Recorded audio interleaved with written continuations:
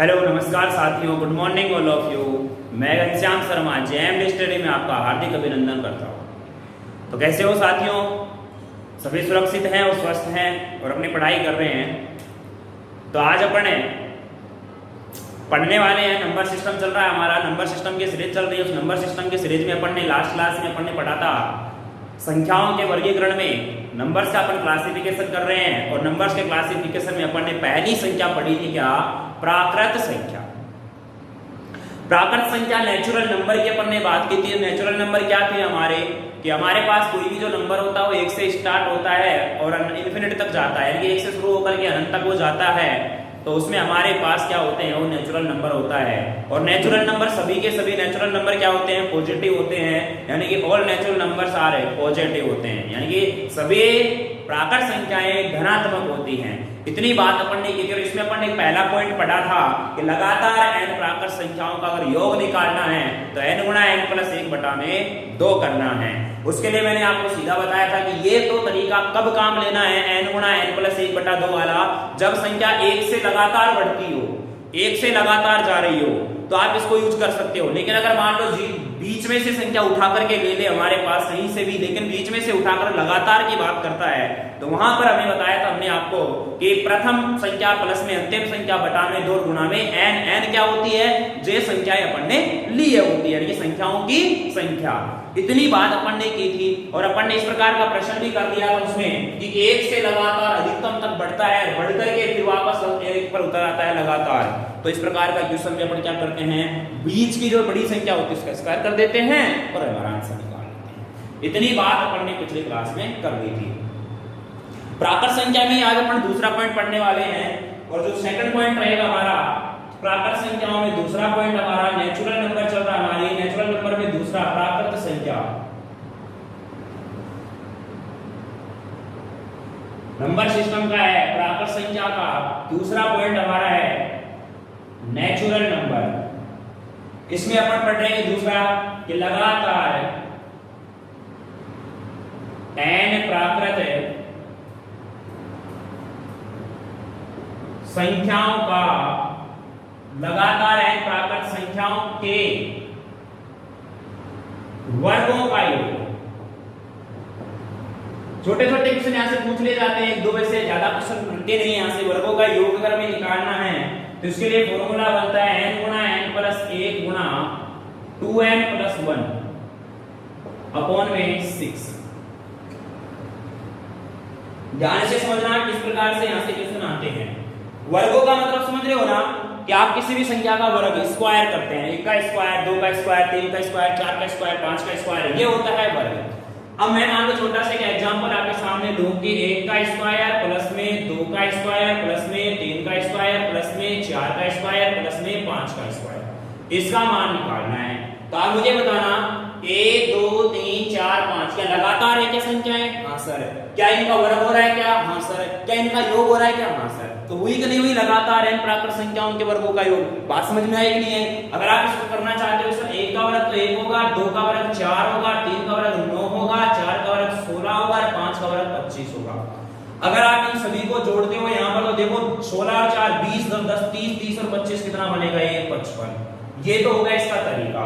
लेकिन जरूरी नहीं है कि वो यहाँ पर आगे लिख they dash dash dash dash dash dash dash 20 का स्क्वायर, यानी कि 20 के स्क्वायर तक की संख्याओं का योग निकालो। तो क्या इस तरीके से जोड़ना पॉसिबल है क्या? नहीं है। तो यही फॉर्मूला काम लेना है। n का मान जितनी अपन संख्याएं ले रहे हैं, कितनी ले रहे हैं? 1 2 3 4 5 संख्याएं ले रहे हैं। n का मान 5 हो गया, 5 गुना देखो 5 और ये कितना हो जाएगा? 6। समझना है यार। फिर 5 दूनी 10 और ये कितना हो जाएगा? 11 बटा में 6, 6 से 6 कटा 11 पंजे 55 आंसर। क्लियर है? तो इसलिए आपको यहाँ पर याद क्या रखना है कि लगातार n प्राकृत संख्याओं के अगर वर्गों का योग हमसे कभी पूछे तो n गुणा n प्लस 1 गुणा 2n प्लस 1 और बटा में 6। जैसे मान लीजिएगा एक छोटा सा उदाहरण मैंने और उठाया आपके सामने, 1 का स्क्वायर प्लस में 2 का स्क्वायर प्लस में 3 का स्क्वायर प्लस में डैश डैश डैश प्लस में 20 का स्क्वायर। इसका मुझे निकालना है मान निकालना है। तो 1 का स्क्वायर से लगातार मान तक जा रही है 20 के स्क्वायर। 20 का स्क्वायर बोले तो यहाँ सर n का मान कितना होगा? सर 20 होगा। n का मान अगर 20 होगा तो मान रख दो वहां पर, क्या हो जाएगा? ये 20 गुना 20 प्लस 1 21 और 20 गुना 40 और 41 और बटा में क्या आ जाएगा? 6। इसको अगर मैं सोल्व करता हूं यहाँ पर 3 दूनी दूनी 6 और 3 सत्ते 21, 2 एकम 2, 2 दाई का 20। यहाँ पर हो जाएगा 7 दाई 70, 70 को कितने से गुणा करेंगे 41 से, 7 एकम 7, 7 चौक 28 कितना आ गया 2870। यही हमारा इसका क्या बन जाएगा आंसर बन जाएगा। अरे बात समझ में आ रही है ना? तो इस प्रकार से आप इसके क्वेश्चनों को हल कर सकते हो। चलिएगा अगला एक क्वेश्चन और बनाते हैं, एक क्वेश्चन और बनाते हैं, ध्यान से समझना इस चीज को। आसान है चीजें, कुछ भी हार्ड नहीं है, केवल आपको बस छोटी छोटी बातें याद रखनी ही पड़ेगी और कोई वो भी नहीं है इसमें। और अभी नंबर सिस्टम 4 चलिए, फैक्टर पढ़ने को गुणनखंड पढ़ने हैं, गुणनखंड पढ़ेंगे, फिर उसके बाद में हमारे पास फेस वैल्यू और प्लेस वैल्यू है वो भी पढ़ेंगे। ठीक है, चलो एक क्वेश्चन मैंने यहाँ पर 1 का स्क्वायर प्लस में 2 का स्क्वायर प्लस में 3 का स्क्वायर प्लस में डैश डैश डैश प्लस में 10 का स्क्वायर। ये क्वेश्चन एक्चुअली ऐसा नहीं पूछा गया था, ये कैसा पूछा गया था मैं वहां पर लेके जाऊंगा, लेकिन पहले इस चीज को समझने की कोशिश करना। ये हमारे पास क्वेश्चन है, इस पर पहले मैं पूछ रहा हूं कि आपको इसका मान निकालना है। अगर आपको इसका मान निकालना है तो मुझे एक बात बताना, यहाँ आपको n का मान कितना हो गया सर जी 10 हो गया, तो क्या हो जाएगा मेरा 10 × 11 × 21/6। भाई 10 है 10 और 11, 11 10 दूनी 20 और 21, तो ये कट गया 3 दूनी 6, 3 7 21 और 2 पंजे 10। ठीक है ना? तो ये हो जाएगा कितना मेरे पास है 7 पंजे 35 और 35 एकम 35 का 5 हाथ से 3 35 एकम 35 और 5 3 38 कितना आ गया 350।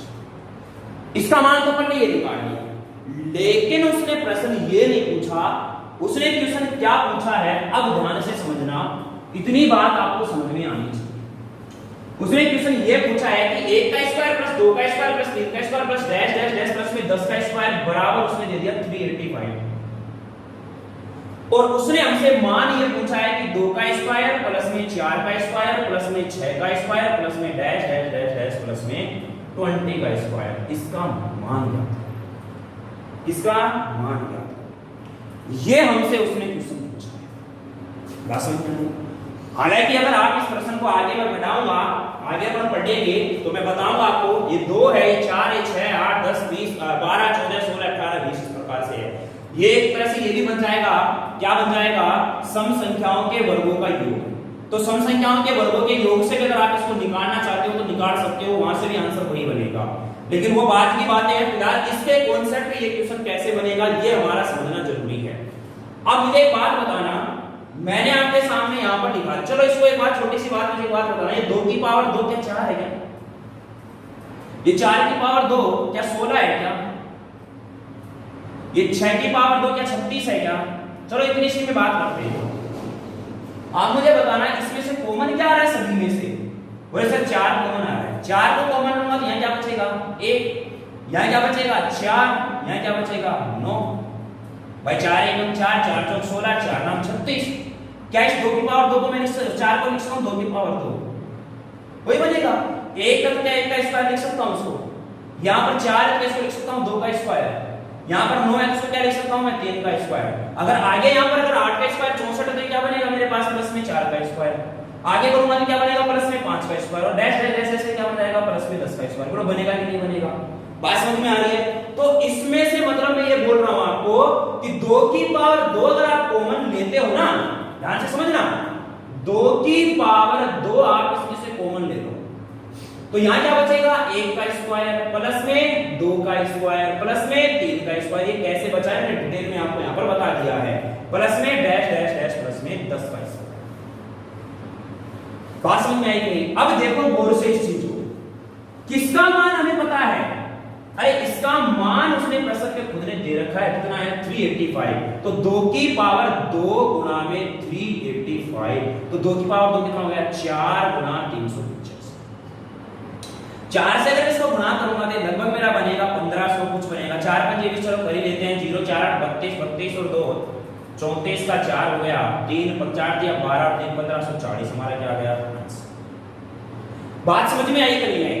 तो इस प्रकार से आप इस प्रश्न को हल करोगे, और आपको इतना भी नहीं करना है, आप तो सीधा ये ध्यान रखो कि अगर इसका मान हमें दे रखा है और इस प्रकार से हमें कोई कॉमन मिल रहा है तो आप पहली संख्या, इस पहली संख्या को सीधा डायरेक्ट इससे गुणा कर दो, आंसर है।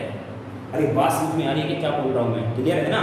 इस पहली संख्या को इससे गुणा कर दो, आंसर आ जाएगा 2 की पावर 2 को 385 से, यही तो किया है यहाँ पर। अरे क्लियर है? तो डाउट किसी को नहीं है? शाबाश। चलिएगा आगे बढ़ते हैं यहाँ पर। तो इस प्रकार से इसमें इसी तरह के क्वेश्चन बनते हैं, ऐसे कोई क्वेश्चन नहीं बनते। अब आपके दिमाग में आ रहा होगा सर ये बीच में से शुरू कर ले, तो फिर हम क्या करेंगे, बीच में से शुरू कर लेने दे। चलो मैं एक उदाहरण बता देता हूँ उसका भी आपको। सर बीच में से शुरू कर ले तो हम क्या करेंगे, बीच में से मतलब जैसे मैंने बोला आपको यहाँ पर 6 का स्क्वायर प्लस में 7 का स्क्वायर प्लस में 8 का स्क्वायर प्लस में डैश डैश डैश प्लस में 15 का स्क्वायर, इसका मान हमसे पूछा है। समझ में आ गया? अब हमें क्या करना है सर, ये तो बीच में से शुरू हो गया। अगर मान लो ये वर्ग नहीं होता ना, वर्ग अगर मेरा नहीं होता तो मैं क्या करता, पहली संख्या प्लस में अंतिम संख्या बटा में 2 गुणा में संख्या की संख्या आंसर निकाल देता। लेकिन अभी किस में आ गया है, स्क्वायर में आ गया है। इसके लिए कोई और सीधा नहीं, ऐसा नहीं कर देना कि इसका ले लो इसका ले लो फिर उसमें वो भाग दे दो, 2 का संख्या से नहीं। वर्ग और घन में ऐसी कंडीशन नहीं लगेगी, केवल और केवल लगातार n प्राकृत संख्या में लगेगी, जहां पर वर्ग और घन नहीं होना चाहिए। समझ में आ रही है? चलो तो मुझे बताना फिर क्या करें सर, कुछ नहीं करना सर, फिर 1 के स्क्वायर से लेकर के 15 के स्क्वायर का मान निकालो। 1 के स्क्वायर से लेकर के 15 के स्क्वायर का मान निकालो। तो 1 के स्क्वायर से लेकर 15 के स्क्वायर का मान निकालूंगा तो यहाँ कितना बनेगा मेरे पास, n का मान 15। ये 15 बनेगा तो फिर इससे मैं मान निकालूंगा तो क्या होगा मेरा 15 गुणा में 16 गुणा में 31, 15 गुनी 30 और 31 बटा में 6, 3 दूनी 6, 3 पंजे 15, 2 एकम 2, 2 अट्ठे 16, 8 पंजे 40, 4 एकम 4, 4 तिया 12, कितना आ गया 1240। बात समझ में आई नहीं आई? कुछ नहीं करें, कैलकुलेशन ही तो कर रहे हैं। 8 पंजे 40 आ गया ना, 40 को 31 से गुणा करूंगा तो 0 हो गया, 31 चौके कितना हो जाएगा 124 हो जाएगा। बात समझ में आ गई? अरे क्लियर है? अब मुझे बताना ये कहां से शुरू हो रही है, 6 से। तो मुझे बताना 1 के स्क्वायर से लेकर के 5 के स्क्वायर का मान निकालो। यहां से मुझे बताना n का मान कितना होगा, 5 होगा। ये हो जाएगा मेरे पास 5 गुना 6 गुना 11 और बटा में 2, 2 से कटा सॉरी 6 से 6 कट गया 11 पंजे 55। अब हमें मान किसका निकालना है, तो 6 के स्क्वायर से लेकर के 15 के स्क्वायर का। आप मुझे बताना 1 से 15 के स्क्वायर में 1 से ये 1 के स्क्वायर से इस पूरे के स्क्वायर में से अगर मैं इतने का स्क्वायर यहां से घटा देता हूं ये वाला, तो क्या ये वाला नहीं आ जाएगा क्या? तो मुझे बताना 1240 में से अगर मैं 55 को माइनस कर दूंगा तो 1100 कितना आ जाएगा मेरा ये 600। क्या आंसर नहीं बनेगा? बात समझ में आ रही है कि नहीं आ रही? अरे क्लियर है? तो इस प्रकार कोई और तरीका नहीं है, ये इसी तरीके से अपने को बनाना पड़ेगा। अगर ये बीच में से शुरू होता है तो बीच में से शुरू होने के कोई चांस नहीं रहते हैं, आप घबराइए नहीं बिल्कुल भी, ठीक है? चलिएगा शाबाश। ऐसे ही अगर बात करें इसमें तीसरा लगातार n प्राकृत संख्याओं की बात करते हैं, घनों के, किसकी बात करते हैं, घनों की बात करते हैं। घनों में भी अपने को कुछ नहीं करना है, सूत्र इसमें भी वही सीधा सा लगाना है। क्या लगाना है, ध्यान से समझना है। तो मैं प्यारे साथियों दोस्तों कॉपी पेन लेके बैठा करो। तीसरा पॉइंट हमारा इसमें है घनों का योग। देखिए लगातार n प्राकृत संख्याओं का योग पढ़ा था अपन ने, n गुणा n प्लस 1 बटा 2। अगर घनों का निकालना है तो पूरे का क्या कर दो, पूरे का क्या कर दो, क्या कर दो, होल स्क्वायर। अब देखना कैसे, जैसे मान लीजिए एक क्वेश्चन आया 1 का घन, छोटे से उदाहरण से पहले मैं समझा रहा हूं। पहले 1 का घन, 2 का घन, 3 का घन, 4 का घन, 5 का घन, इसका मान निकालना है। अब आप कहोगे सर पहले मैं इसको डिटेल से बताऊंगा, उसके बाद में फिर इसका मान करके बताऊंगा मैं आपको, ताकि चीजें अपनी प्रूफ भी हो जाएगी कि हाँ यार ऐसा बिल्कुल सही हो रहा है, ठीक है ना? चलो ध्यान दो मेरे दोस्तों, 1 का घन 1 ही रहेगा, 2 का घन 8 होता है, ये चीजें याद होनी चाहिए आपको, ये चीजें याद रहनी चाहिए आपको। 3 का घन हमारा 27 हो जाता है, 4 का घन हमारा 64 है और 5 का हो जाता है हमारा 125 125। अगर मैं सभी का टोटल करता हूं यहां पर तो 9 और 7 कितना हो जाएगा, अरे 16 16 4 20 और 5 25 का 5 हासिल 2 2 2 4 6 4 10 10 और 2 12 का 2 हासिल 1 1 1 1 1 2 कितना आ गया 225। कितना आ गया 225। ये तो हो गया सर जी इसका।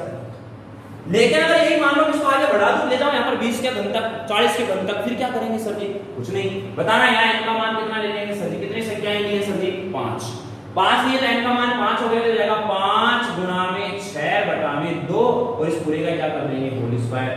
2 तिया 6 5 तिया 15 15 का वर्ग कितना होता है 225 आंसर। अरे बात समझ में आ रही है ना? बात समझ में आ रही है ना? बिल्कुल आसान आसान चीजें हैं, कुछ भी हार्ड नहीं है इनमें। चलिएगा अब मैं क्वेश्चन को बढ़ा रहा हूं थोड़ा सा। जैसे मान लीजिए मैंने लिखा यहां पर आपके सामने 1 का घन, 2 का घन, 3 का घन प्लस में डैश डैश डैश 10 का घन, इसका मान निकालना। तो बताना यहां से n का मान क्या होगा। सर जी n का मान 10 होगा। 10 होगा तो मुझे बताना क्या बनेगा, 10 गुणा 11 बटा में 2 इस पूरे का होल स्क्वायर। 2 से कट रहा है कितनी बार है, 5 बार, 11 पंजे 55, 55 का क्या करना है स्क्वायर, 55 का स्क्वायर करना है। अब समझो इधर आपको मैं एक छोटी सी ट्रिक बताता हूं वर्ग ज्ञात करने की। अगर किसी संख्या का इकाई अंक 5 हो और उसका हमसे वर्ग ज्ञात करवाए, 5 और उसका हमसे वर्ग ज्ञात करवाए, तो कैसे करना है, जो इकाई का अंक है उसका वर्ग कर दो, 5 हम 25। अब अगली जो संख्या है ना, 5 से अगली संख्या क्या है 6, उसको उससे गुणा कर लो, 6 पंजे 30 आंसर। ये तो हो गया हमारे इस प्रश्न का। मैं बोलूं आपसे कि सर 45 का वर्ग बताओ क्या होगा। इकाई अंक कितना है 5 है, 5 का वर्ग बोलो 25। 4 अगली संख्या 4 है, 4 से अगली संख्या 5, 4 पंजे 20। मैंने बोला 75 का वर्ग बताओ क्या होगा।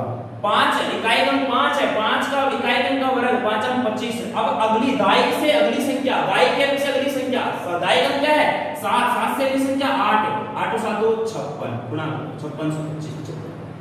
मैं बोला यहां पर आपके सामने 65 का स्क्वायर निकालो। 65 का स्क्वायर यानी कि 5 इकाई अंक का वर्ग 5 हम 25 और 6 से अगली संख्या 7, 7 छक्के 42 कितना आएगा 42। तो आप ऐसे इन चीजों को निकाल सकते हैं। ठीक है, तो धीरे धीरे आपको मैं सारी चीजें बताऊंगा, सिखाऊंगा कि कैसे क्या क्या करना है। चलिए अब इसमें भी हमारे पास एक ऐसा ही क्वेश्चन बनता है, अगर मान लो बीच में से आ जाए तो भी वैसे ही करना है, मैंने समझा दिया आपको उसमें। अब इसमें भी यही क्वेश्चन हमारा बन जाए, मान लो क्या बन जाए, मान लो मान कि 1 का घन प्लस में 2 का घन प्लस में 3 का घन प्लस में 4 का घन और प्लस में dash dash dash dash plus में 10 का घन, इसका हो गया हमारे पास क्या है कभी 3000। और हमसे मान पूछता है वो 2 का घन प्लस में 4 का घन प्लस में 6 का घन प्लस में dash dash dash dash plus में 20 का घन, इसका मान। वही काम इसमें करना है, इस पहली संख्या को दिए गए मान से गुणा कर दो। तो 30 25 गुणा में 2 का घन 8, 8 पंजे 40 का 0 4, 8 दूनी 16 और 4 20 और 8 किया 24, कितना आ गया 24,200। ये हमारा क्या होगा इसका आंसर, क्या हो गया हमारा इसका ये आंसर हो गया। अरे बात समझ में आई नहीं आई, अरे क्लियर है। तो ये है हमारी प्राकृत संख्याओं पर बनने वाले क्वेश्चन जो कि एग्जाम में पूछे जाते हैं। अब देखिए प्राकृत संख्याओं से ही अपन सम और विषम की याद करते हैं कि हमारी सम संख्याएं कौन सी होती हैं और विषम संख्याएं कौन सी होती हैं। इस पर भी अपन काम कर लेते हैं। तो हमारे पास प्राकृत संख्या में ही हम पढ़ने वाले हैं सम संख्या और विषम संख्या। तो सम संख्या इवन नंबर और विषम ओड नंबर की अपन बात करते हैं। तो सम संख्या और विषम संख्या के मेरे प्यारे साथियों यहां पर बात करेंगे और उनसे आने वाले प्रश्न भी हम करने वाले हैं। तो ध्यान देना यहां पर है सम संख्या। अगला हमारा प्राकृत संख्या में ही है सम संख्या,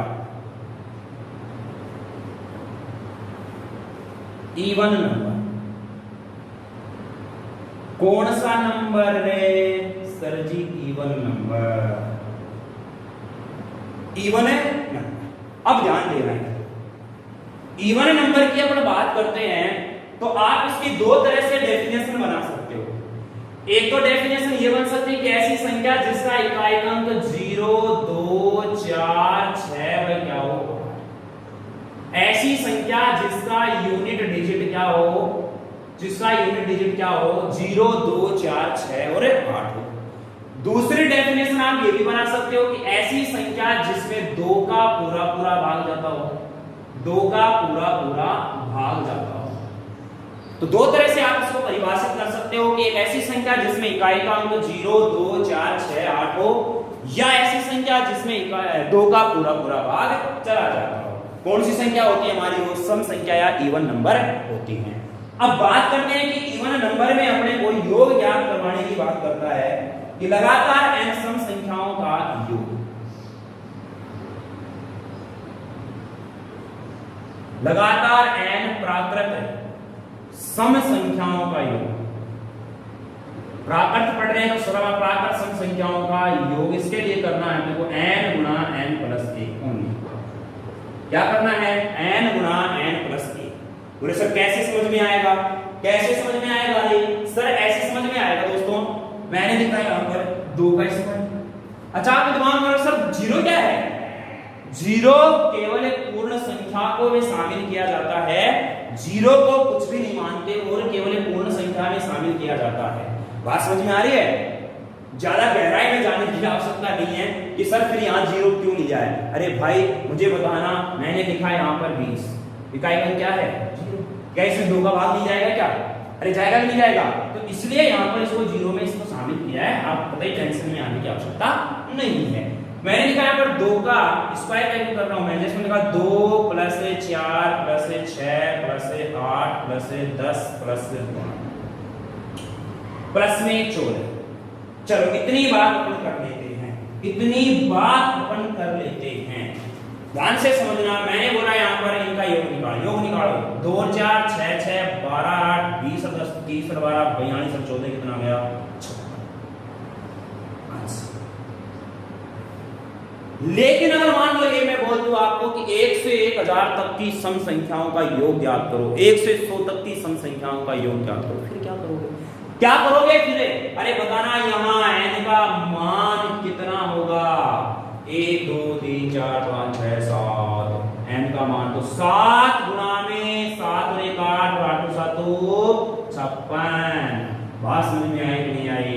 आपको याद रखना है लगातार n प्राकृत संख्याओं का, लगातार n प्राकृत सम संख्याओं का योग n गुणा n प्लस 1।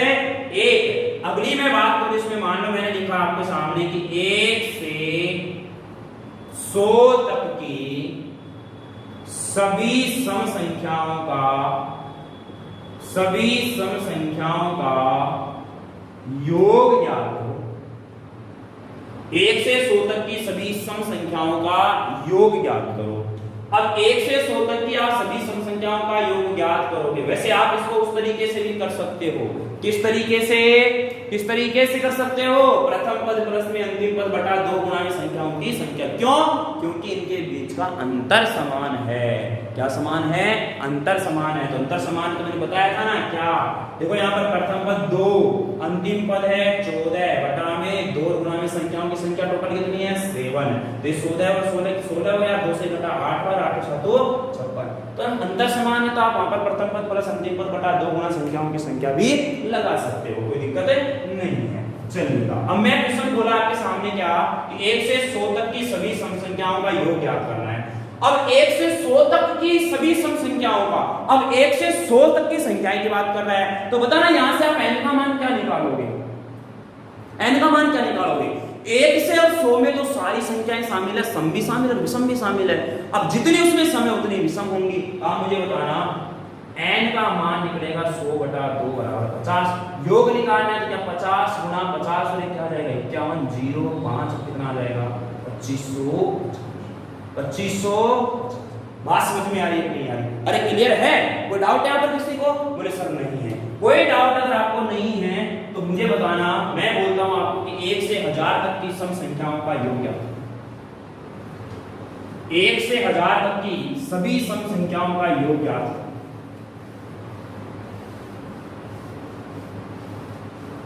1 से 1000 में पहले आप n का मान निकालो, उसके बाद में सूत्र में मान रखो। 1 से 1000 तक की बात कर रहा है तो n का मान सर जी कितना होगा? 500। तो 500 गुणा में 500 1 0 0 5 1 5 0 5 25 कितना आ गया? 2,50,500। अरे बात भेजे में घुसी कि नहीं रहे? अरे घुसी ना? क्लियर है? चलो अब बात करते हैं इसमें ओड नंबर की, विषम संख्या की। विषम संख्या क्या होती है? विषम संख्या क्या होती है उसकी बात करते हैं। विषम संख्या, ओड नंबर। अब ओड नंबर वही हो गया कि ऐसी संख्याएं जिनके इकाई का अंक 1, 3, 5, 7, 9 या इनका ये क्या हो, कोई भी संख्या जिसका यूनिट डिजिट क्या होना चाहिए, 1, 3, 5, 7, 9। या मैं आपको बोलूं कि ऐसी संख्याएं जो 2 से विभाजित नहीं हो,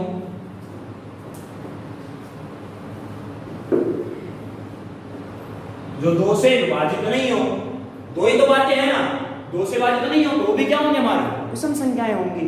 अब इसमें भी वही है कि लगातार n विषम संख्याओं का योग की बात करते हैं, लगातार n विषम संख्याओं के योग की बात करते हैं। छोटे छोटे बातें हैं तो लगातार n प्राकृत विषम संख्याओं का योग, ये होगा क्या, n स्क्वायर।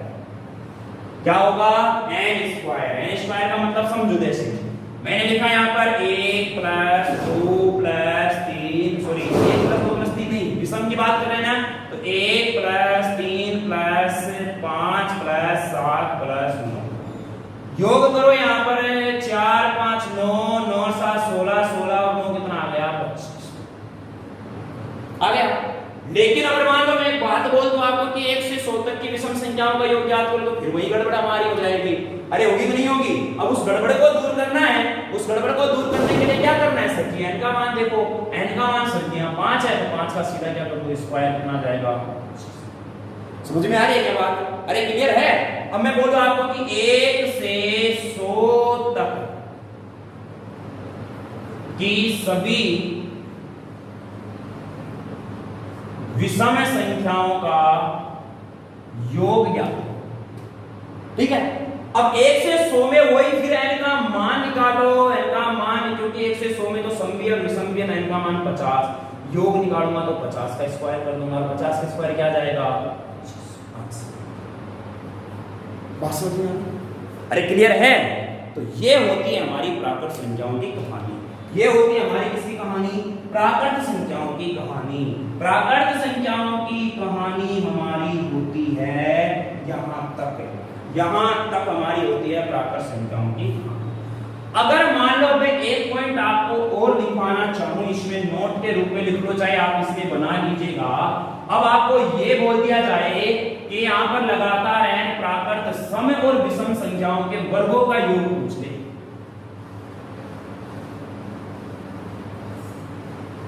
क्या पूछ ले, क्या पूछ ले रे, सम और विषम संख्याओं के वर्गों का योग।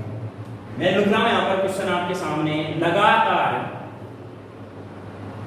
n प्राकृत सम व विषम संख्याओं के वर्गों का योग, वर्गों का योग। ध्यान से समझना मेरे प्यारे साथियों, इसके लिए देखो अभी अपन पढ़ के आए थे कि लगातार n प्राकृत संख्याओं के वर्गों का योग जब पढ़ा था तो उसके लिए क्या पढ़ा था, n गुणा n प्लस 1 गुणा में 2n प्लस 1 बटा में 6।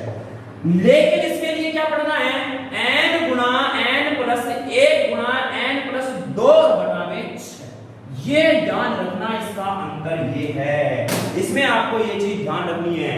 यहां 2n प्लस 1 है लेकिन यहां n प्लस 2 है।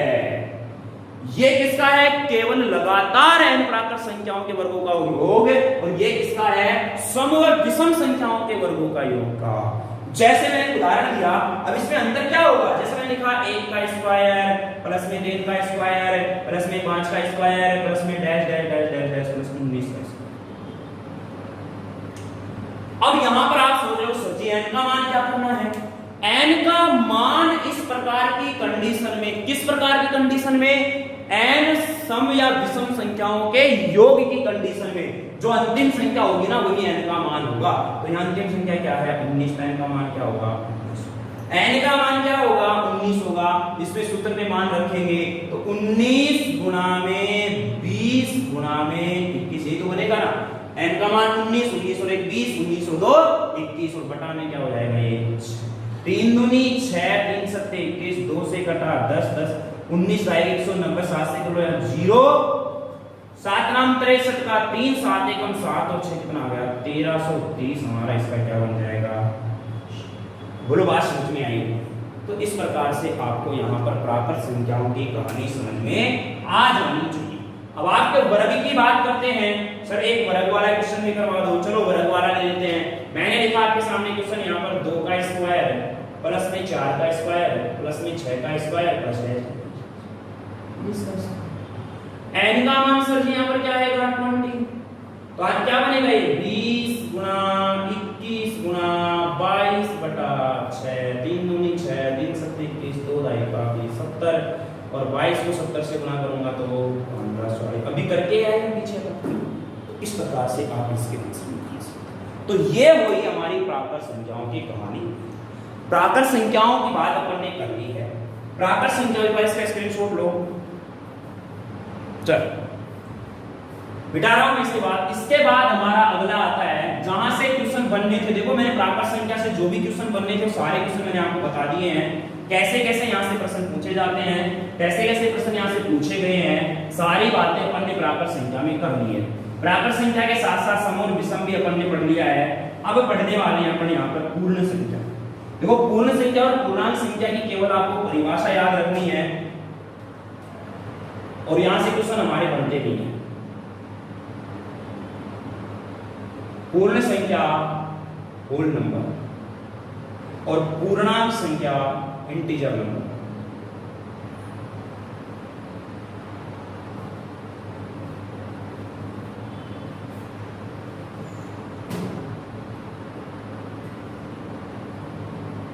इंटीजर नंबर इसको W से डिनोट करते हैं और इसको I से। अभी प्राकृत संख्या अपन पढ़ के आए हैं और प्राकृत संख्या में मैंने आपको बताया था कि वे संख्याएं जो 1 से शुरू होकर अनंत तक जाती हैं। जैसे ही अगर मान लीजिएगा मैं इस प्राकृत संख्या को 1 2 3 4 5 6 अनंत तक जा रही थी। बोलो जा रही थी। ये कौन सी संख्याओं का समुच्चय है? प्राकृत संख्याओं का समुच्चय है। लेकिन अगर जैसे ही मैं इसमें 0 को शामिल कर देता हूं तो ये बन जाता है मेरा किसका समुच्चय? पूर्ण संख्या का, होल नंबर का, पूर्ण संख्या किसका? पूर्ण संख्या का। बात समझ में आ रही है? अरे बात समझ में आ रही है?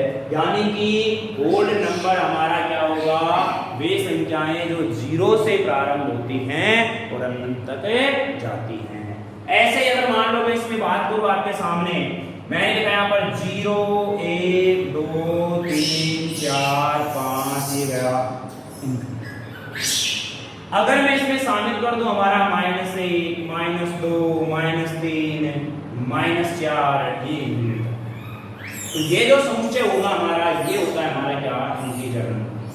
किसका होता है? इंटीजर नंबर का, पूर्णांक संख्या का। अब यहां से निष्कर्ष ध्यान से समझना। पूर्ण संख्याएं सभी धनात्मक होती हैं, बिल्कुल सही है। पूर्ण प्राकृत संख्याएं भी सभी धनात्मक होती हैं, बिल्कुल सही है। क्या सभी पूर्णांक संख्याएं धनात्मक होती है? क्या नहीं, क्योंकि पूर्णांक संख्याओं में ऋणात्मक संख्याएं भी आती हैं और जिसमें ऋणात्मक संख्या शून्य और धनात्मक संख्या शामिल होती है वो हमारा पूर्णांक संख्या कहलाता है। कौन सी? पूर्णांक संख्या कहलाता है। बात समझ में आ गई क्या? अरे क्लियर है? तो इतनी बात आपको केवल इनकी परिभाषा ही याद रखनी है। एक परफेक्ट नंबर पहचानना आता है कि परफेक्ट नंबर कौन सा होता है, उसकी बात मैं आगे करूंगा, अभी नहीं बताऊंगा मैं उस बात में। बात समझ में आ रही है? चलिए तो आज की क्लास को अपन यहीं रखते हैं। बाकी अब देखो परिमेय और अपरिमेय, रैशनल और इरेशनल नंबर अपने को पढ़ने हैं, प्राइम और कंपोजिट नंबर अपने को पढ़ने हैं, भाज्य और अभाज्य नंबर। उसके बाद में हमारा अनुवर्ती पूर्ववर्ती, छोटे छोटी बातें हो तो अनुवर्ती पूर्ववर्ती में तो कुछ नहीं होता। अनु बाद वाला, पूर्व पहले वाला, तो अनुवर्ती पूर्ववर्ती इसमें कोई बात बड़ी बात है नहीं, छोटी छोटी बातें रहती हैं। ठीक है, तो आज के सेशन को अपन यहीं पर रखते हैं। कल से अपन इसमें पढ़ेंगे रैशनल और इरेशनल नंबर, दोनों को अपन एक कंपैरिजन के आधार पर पढ़ेंगे, उनकी तुलना करते हुए, और वहां से बनने वाले क्वेश्चनों को कंप्लीट करेंगे। क्योंकि कल की क्लास में हमारी रैशनल और इरेशनल होगी, इस वजह से अगर मैं उसको यहाँ पर लेता हूँ तो फिर हमारी क्लास बहुत लंबी चली जाएगी, क्योंकि वो पूरा का पूरा टॉपिक जो हमारा है वो 1 घंटे से भी ज्यादा का टॉपिक है। इसलिए आज की क्लास को अपन यहीं पे रख रहे हैं, बाकी अपन करेंगे नेक्स्ट क्लास में। कोई समस्या रहती है तो आप कमेंट करिएगा और बताइएगा। कोई भी किसी भी प्रकार की दिक्कत हो आपको तो हमारे से जरूर आप बताइए कि सर ये समस्या हमारे सामने आ रही है, तो हम उसके ऊपर जरूर काम करेंगे। ठीक है दोस्तों, तो मिलते हैं नेक्स्ट एपिसोड में। तब तक के लिए देखते रहिएगा JMD study. Bye bye, take care.